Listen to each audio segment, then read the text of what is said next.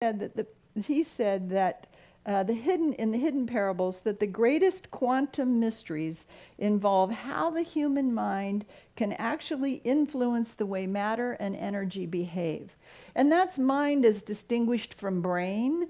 That's universal God mind in you. But I always add heart. You know, the heart is the body brain. And so the greatest quantum mysteries involve how the human mind and heart can actually influence the way matter and energy behave. He suggests that the parables reveal these quantum mysteries by showing us how we can use their inner hidden message to improve our lives. And in Matthew chapter 13, verses 10 through 13, the disciples asked Jesus, "Why do you talk to us in stories? Why are you telling us all these stories?" They just ask him point blank. And his response is interesting. He says, "Because it's been given to you to know the mysteries of the kingdom." It's been given to you to know the mysteries of the kingdom. He wanted to deliver the information in a way that it would land in our minds and our hearts so that we could turn it over and explore it and develop and pursue it and become our true selves. The disciples in unity represent the 12 attributes or faculties of mind in us. They represent wisdom and love and power and strength and imagination and release and 12 attributes. And so Jesus is saying, because it's been given to you to know the mysteries of the kingdom, those spiritual attributes of you can hear these messages and can be empowered by them and can take the sustenance of them and make your life better, or have a better life, experience a better life. So the mysteries of the kingdom are secret knowledge. And he says it's been given to us to understand this secret knowledge. But he tried to interpret it in a way that, as I said, would land in our minds and hearts so that we could use it effectively. And we've been studying the parables. We looked at the parables of the two debtors, right?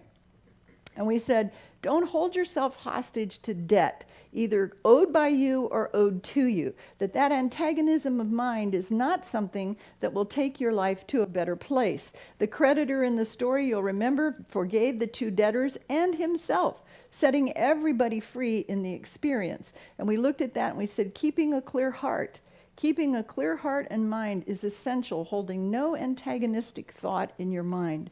And then last week we looked at the parable of the sower, which revealed that our visualizations and our intentions have the power to create our lives. In unity we say, what you think about, you bring about, right? Thoughts held in mind produce after their kind. And that when those thoughts that you have fall on good soil and they're nurtured, they can grow up into something really fulfilling for your life. And we affirmed, I am the sower of my life. I'm the co-creator of my life. I always say co-creator because you're not the only one doing this. You know, when's the last time you made an ocean or a human heart, right?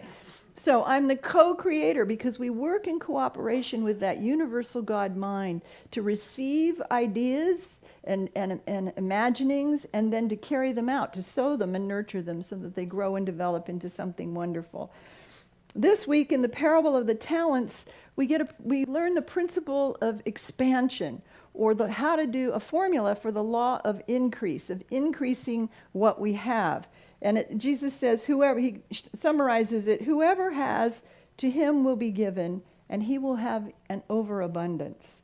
But whoever does not have, even what he has will be taken away. Said simply, I think, here, I love this little scarcity versus abundance mentality. You know, it said simply, if you dwell on what you have, it will increase. And you'll have more, even an overabundance. But if you dwell on what you don't have, you're doing the same thing. You're building lack. You're building loss. There's nothing expansive about it. So you can see in abundance, it's a flowering blue sky world. In scarcity mentality, it's brown and boring and lack and not lustrous, right? Over and over, Jesus asks us to use what we have to do what we love and tells us that when we do that, we'll be richly rewarded, right?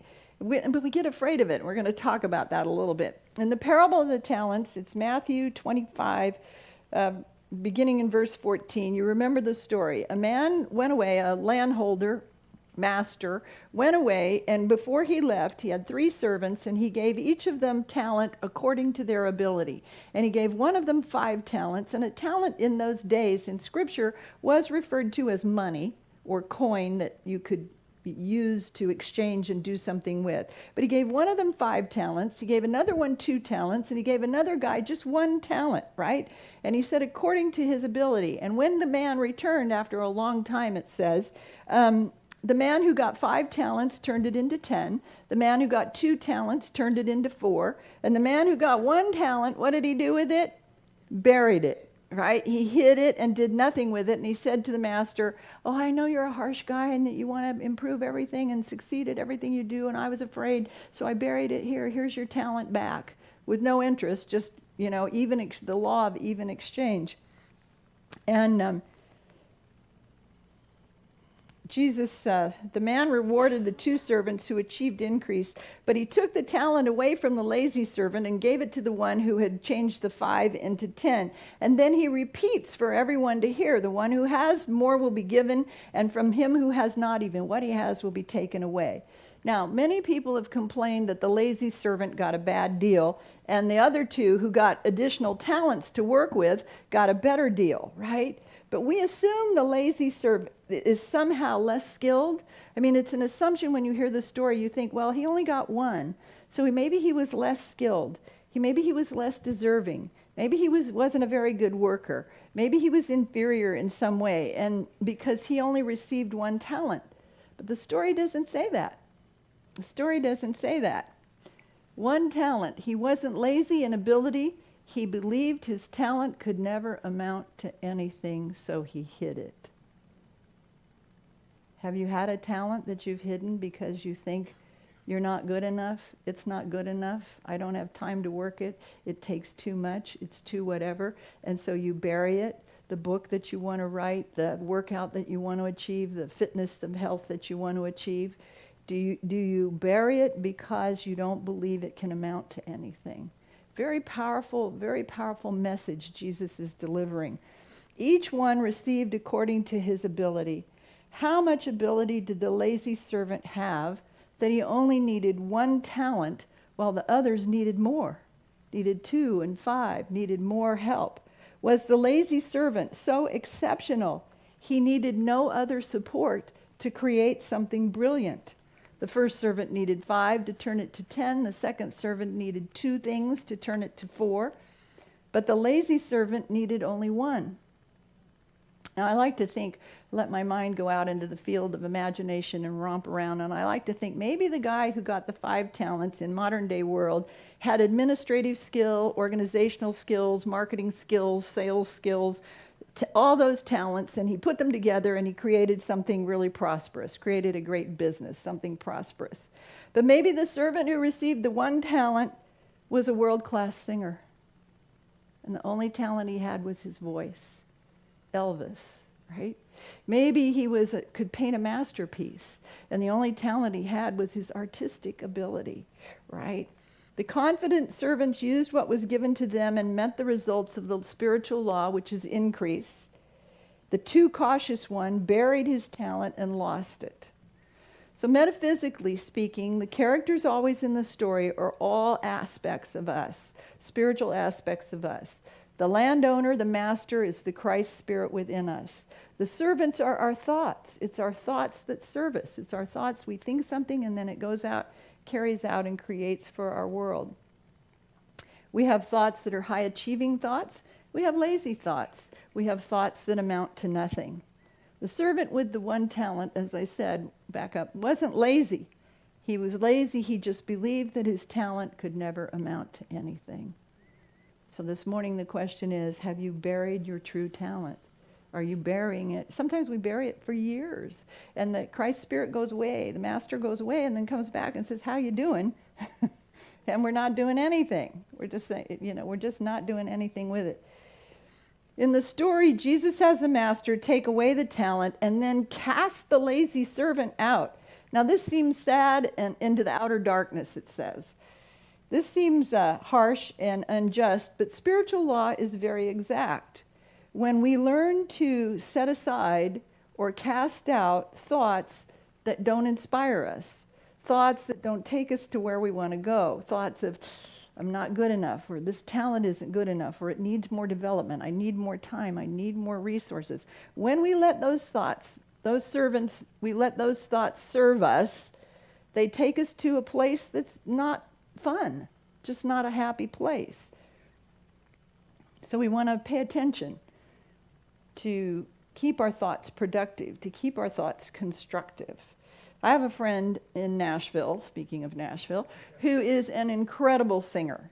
I always tell him, I say, Jerome, you have a voice that's made for the world. His voice is like Elvis. It's unique. No one else has a voice that sounds like this. It has star quality. People say, your voice can melt the stars. That's how beautiful his voice is. And when you hear him sing, you're just transported into a heavenly realm. And he visited me. He lives in Kansas City, but he visited me when I was in Nashville. And I tried to introduce him to some people in the music business who could support his talent, right? He refused to meet with them. He refused to meet with them. The world is full of too cautious people who have a talent that they've buried or that they keep buried because they're afraid to use it. They're afraid because it seems insignificant, it seems inadequate, it's undeveloped, underdeveloped, it's not perfect enough, I'm not perfect enough, I can't do my talent perfectly enough. They believe they can't make any money doing it. They believe it's too hard, that it takes too much time, too much effort. In the case of my singer friend, he later told me he didn't want to cheapen his talent by trying to hawk it. That he thought trying to make connections to give his talent to the world was somehow debasing it. Your talent has been entrusted to you. This is the slide, please. Your talent has been entrusted to you, and you've been given the ability to fulfill it. And the key word is the ability to fulfill it. God won't make you sit at a desk doing bookkeeping if there is a landscape architect in you. You do that. You make yourself sit at that desk, right? You do that. You make yourself. God keeps whispering, landscape architect. You love to work outdoors. You love creating beautiful pads of flowers. You love seeing trees grow. You love all this stuff. And yeah, but I have to do this taxes. I have to do this books or whatever. You make yourself do that. If you're a world-class singer, God isn't going to... My friend works in the produce department of a Hy-Vee grocery store, my world-class singer friend. If you're a world-class singer, God isn't going to put you to work in the produce department. He's putting himself to work in the produce department. But once your talent, what does it say here? Your talent has been entrusted to you, and you have all you need to fulfill it. And then the smaller print, your talent is God's gift to you. What you do with it is your gift back to God. Once the talent has been placed in you and you align with it, you hear it, it's prodding you. The ball is in your court. We somehow think that God is mystically going to create success if we're going to step into it. So we have this talent to be a world-class singer, but we're waiting for God to make a move. But God's already made a move. Made the first move by putting the talent in you. Now it's your responsibility to draw that talent out. As it says, your talent is God's gift to you, but what you do with your gift, what you do with your talent is your gift to God. God's already made a move. And then you come equipped, fully equipped, complete with your talent. It may not feel like it. It may feel like, well, it's still underdeveloped. But as you step with it, as you open to it, as you pray about it, as you let yourself be filled with it, it will reveal itself. It's just like the majesty of an oak tree starts out as what? An acorn. All the seed potential of the mighty oak is in that little tiny acorn. And all the seed potential of your talent has been implanted in you. All the ability, all the know-how. And I'm more and more getting into the place where I have to let God do the heavy lifting. I just have to step in and stay connected, stay in the flow of spirit, and let that draw me out to where I need to be, to the talent I need to, the way I need to use my talents, to the people that can help me, to the people that can if it's other people that can help you, or if it's writing something creatively, if it's singing something beautifully, to just let spirit flow, get out of the way and let God be God in you. You've been endowed with all the desire, all the passion, all the heart, all the know-how to be a great landscape architect. So get out from behind that desk. You've been endowed to be a world-class singer. So open yourself to meeting the people who can make it, who can bring that passion and that vision to reality. You're divinely equipped and implanted with a spiritual patterning. And it's up to you to make a move to bring it forth. When you use what you have to do what you love, it expands you. You can back up. When it expands you, it grows you, it informs you, it multiplies you, and it blesses everyone involved. You may feel that your talent is undeveloped, but as you step into it, you gain wisdom about it. You gain know-how. You gain understanding. You gain faith in it. You become magnetized to the right people, places, and experiences for that talent to come forth. And I'm not talking about big world-class singer things. Maybe your talent is to be the best father, the best grandfather, the best parent that you can be. My mother's greatest talent was being a mother. She was a great, she's right up at the top of the charts of great mothers of the world, right? She didn't work outside the home. She didn't earn income for our family, but she produced children, myself and my brother, she produced children with integrity and honesty and love and joy. Mary Ellen was a receptionist who worked for me in my real estate office. And she was a little older and a little bit gruff with the kind of young upstart agents. Long before cell phones and pagers, when she had to keep track of answer the phone and keep track of where the agents were for their clients, she was pretty exacting. And the agents called her Sarge. I mean, she was just that, just that temperament, just that whatever. They called her Sarge. And receptionist wasn't her best role because she was so exacting. So one day the main secretarial position opened up, and that involved responsibilities of logging all the real estate sales, doing the month-end reports, working with numbers. And numbers were like chocolate to Mary Ellen. She loved them. And so she applied for the position. And she asked for the job, and I have to admit, I had reservations about working so closely with Sarge, because I was the broker of the office, and everything had to be the way it had to be. But she told me she loved working with numbers, that she had a knack for them, and that she knew her talent, and that she was excited to have an opportunity to use it. And so I put her in the position. And I can tell you, many nights I saw her go out the door, hugging the sales report binder to her chest, saying, "I'm just taking it home. I'm going to sit with a good cup of coffee at my kitchen table so I can really work the numbers over and make sure they're accurate and right." She loved what she did, and she was very good at it. She was exemplary, she was talented, she was accurate, she was faithful. It was a dream job for her. It was using her best talent and this whole global solution. The agents got a receptionist that they liked a little better. The agents did well. The sales reports were good. The whole office prospered because Mary Ellen was in her talent and using it to the benefit and blessing of everyone. True to spiritual law, the spiritual law of increase, Mary Ellen followed her talent and produced abundance and wonderfulness for everyone. Everyone. When you learn how to be faithful, next slide, when you learn how to be faithful to what you feel inside, you are being faithful to what God has placed within you, right? When you learn how to be faithful to what you feel inside, you're being faithful to what God has placed within you. And let the how-tos and the how-comes and the who, what, when, wheres, and whys unfold.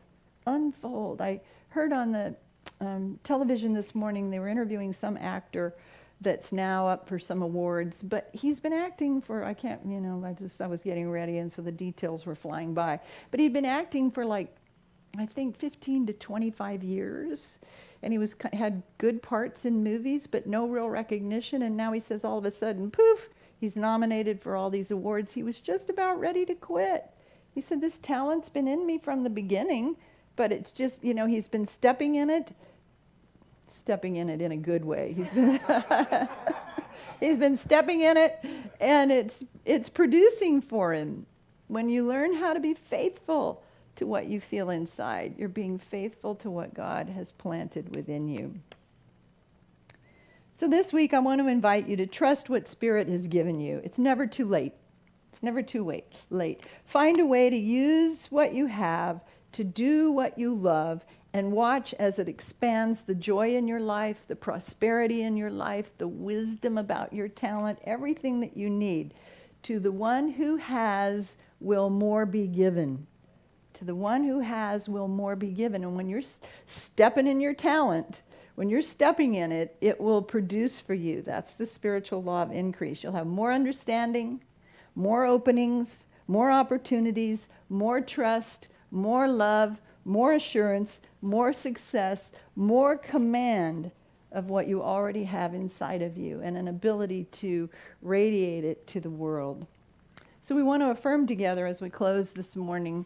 Our affirmation is just to see this picture of this universal energetic you, open and receptive. And each one of those beams of light is a talent or a support for your talent that's swirling all around you. And as you're open and receptive, you see the light that bursts from your heart when you're doing what you love, when you let your talent be expressed through you.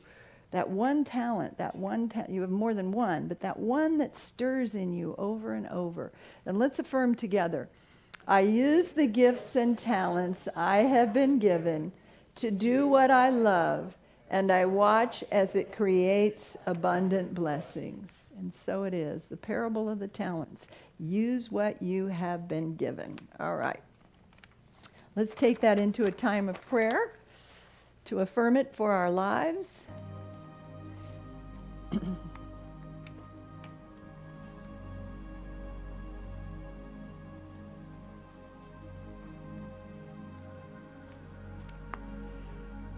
So take a deep breath in. Inhale, exhale any fear, doubt, worry, stress, thoughts that are not serving you or serving your highest good. Take another deep breath in and let your attention drop that 18 inches from your head to your heart.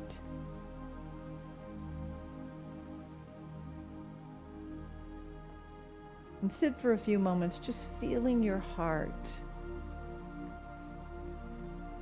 the love that's in you.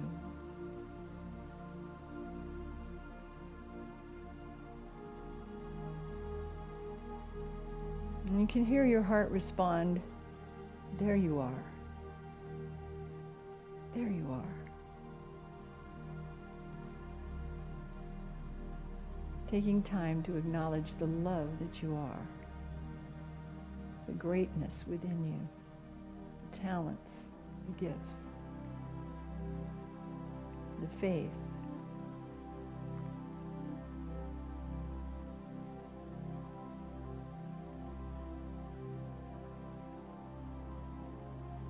And today I invite you to take your cues from your heart, from what you feel about your life that's true.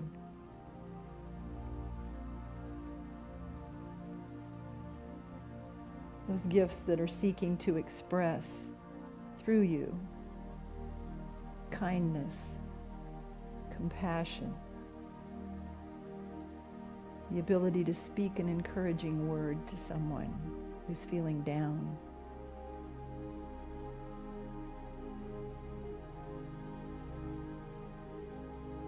In your mind's eye, see something like the last slide with the visualization of the energetic body of you, sparkling boldly, authentically. Let that energy of the Christ Spirit swirl in your life, stir you.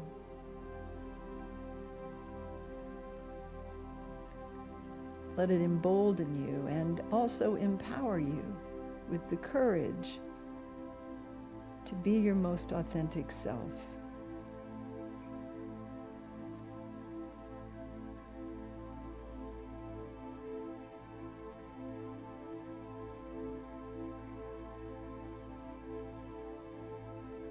And I invite you to call to mind maybe one talent that something you're really good at, something you love to do, something that brings you joy.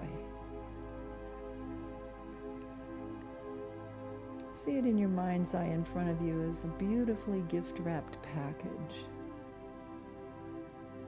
The bow is beautiful, the wrapping paper is beautiful, the presentation is beautiful.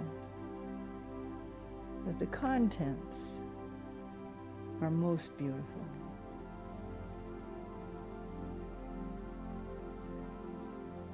And you open that box and you mystically receive those contents into your heart.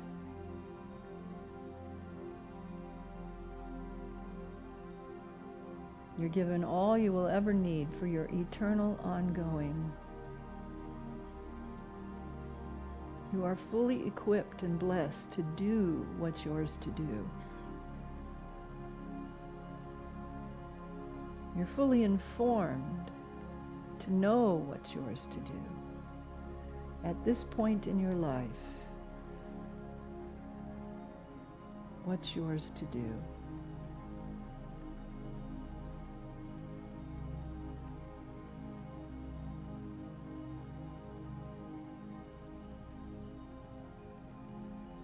Our daily word says, I sparkle as I live boldly and authentically. Think of that. I sparkle. Remember our visualization on the last slide. I sparkle as I live boldly and authentically. When you live from the truth in your heart, you feel it in every cell and fiber of your being. You radiate joy. You radiate love and peace.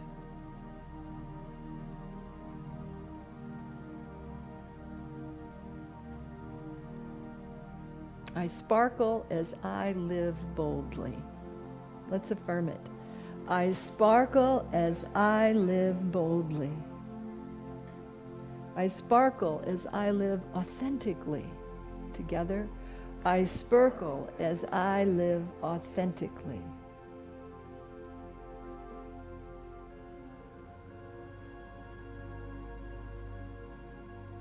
And from 2 Chronicles, and every work that he undertook, he did with all his heart, and he prospered.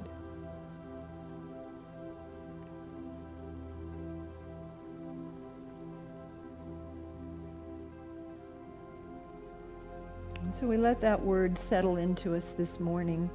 We turn our attention to our loved ones, our family, the names in our prayer chest, each one of you here in the sanctuary, all who have asked for prayer from this ministry, our viewers watching online.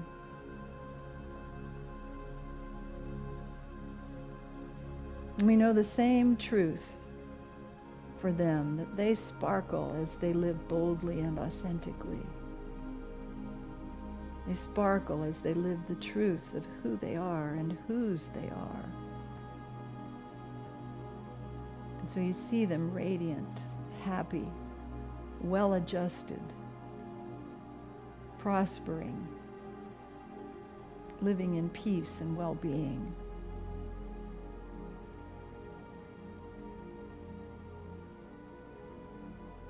And then we let our minds move out to our world, to the places in conflict, to Ukraine, to Israel, to Palestine, to any place in the world where there's conflict, Yemen, where there's unrest and not a clarity of mind, of the truth of the sacred worth of every human being. We let our hearts and our minds collectively empower love in those situations, peace in those situations. That all who have a talent for peacemaking step forth that all who have a talent for right resolution, humanitarian aid, step forth, and the way opens.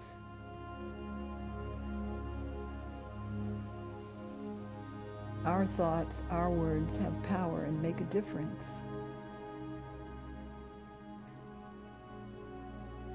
And so we sparkle and boldly live authentically in prayers of peace and well-being for all humanity.